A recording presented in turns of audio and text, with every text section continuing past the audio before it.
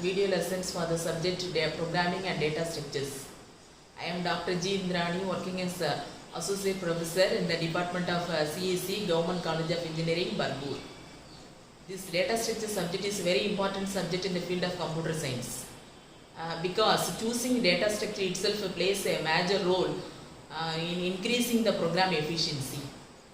Actually, before getting into the data structure subject, we are going to have the just recap of this C language.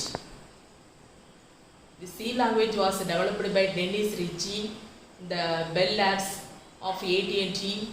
This got in the year 1972. So Dennis Ritchie is the founder of C language. The C language has many features. A very important feature is that it is a general purpose programming language because it can be used for developing both system programs and application programs. The C language is a machine independent and highly portable language because the C language can be used in all the machines and in all the platforms. That's why it is called as machine independent programming language. The C language is said to be a highly portable language. Okay, because if you write a C language program in one platform, it can be used in all the other platforms without any modification. That's why it is said to be highly portable. The C language is a case-sensitive programming language because it differentiates the uppercase letters from lowercase letters and vice versa. The C language is a structured programming language because for grouping the set of statements, it uses opening brace and closing brace. That's why it is called as structured programming language. The C language has a rich set of library in terms of header files, .h header files. Then the C language has a large set of operators. The C language has pointers concept and recursion concept.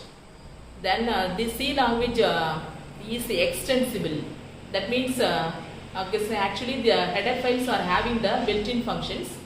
If you want to write any new function which is not already available in the header files, we can also add it to the already available library. That's why it is said to be extensible. And then one important feature of this C language is that all statements in C language, they should end with semicolon. Usually all the keywords in C language are in lowercase. This C language has 32 different keywords. Then before starting any programming language, usually we will be defining the constants and variables. Here also let us just define constants and variables. So what is a constant means? Constant is a quantity whose value cannot be changed during the execution of the program. So whereas variable is a quantity whose value can be changed during the execution of the program. For example, if we have the assignment statement A equal to B plus 2, A and B are variables, 2 is nothing but a constant. So this C language has various data types. Actually 4 different data types are available. The first classification of data type is called as basic data type. 4 different basic data types are available in C language: int, float, char and double. Each data type has its own memory space. So that means for integer data type 2 bytes are allocated. For float data type 4 bytes are allocated. For char data type only 1 byte is allocated in the main memory. Whereas for float data type, double data type 8 bytes are allocated in the main memory. So each data type occupies some memory space in the main memory. Then if you take the second classification data type means derived data types. Under derived data types in C language we have arrays, pointers, structures and the unions. Then the third classification data type is nothing but enumeration data type which is denoted as enu. Then the fourth type data type is special data type called void. So void, which is a special data type which does not return anything to the calling place. So then actually now we have till now we have seen what are the constants, variables and data types. Then we will let us get into the various operators available in C language. The very first type of operator is nothing but assignment operator, that is equal sign. Then second type of operator is nothing but arithmetic operators, plus, minus, star, slash, percentage.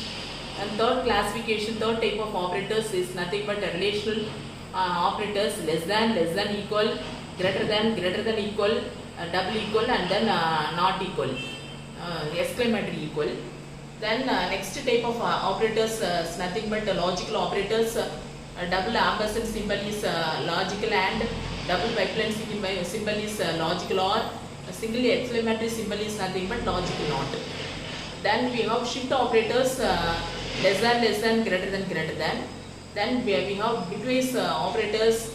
Single ampersand symbol is bitwise, and single pipeline symbol is bitwise, or single cap symbol is nothing but bitwise exclusive, or a title symbol is nothing but bitwise complement.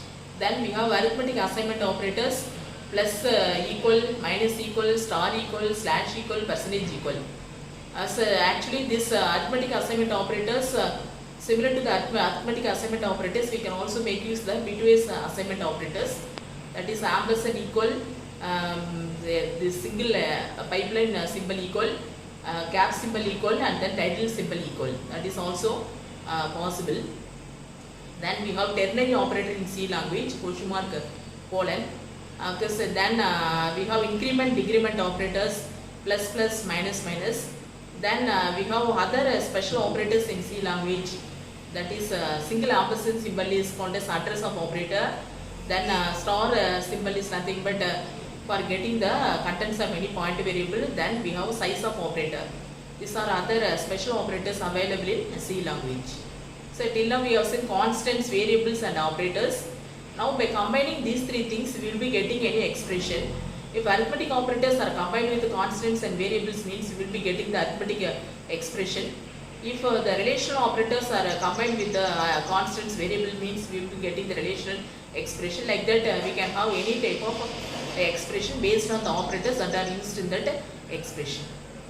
So next one is that how to get the input and display the output to the user. For that in C language we have scanf and printf functions.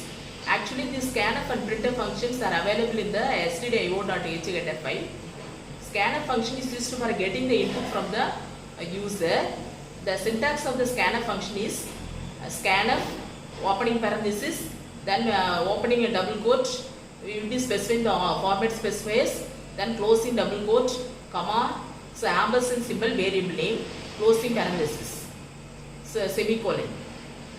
So this scanf function is used to get the input from the user during the execution of the program. So we can give some example for scanf function. Suppose we want to get the input for the variable a, means how to write a scanf function means scanf within parenthesis, within double quotes, %d, comma, ampersand a, closing parenthesis, semicolon. Here we have used the format specifier %d. This format %d is for integer data type. Similarly, we have the format specifier for other data types. For float data type, the format specifier used is %f. For char data type, the format specifier used is %c. For double data type, the format specifier used is %lf.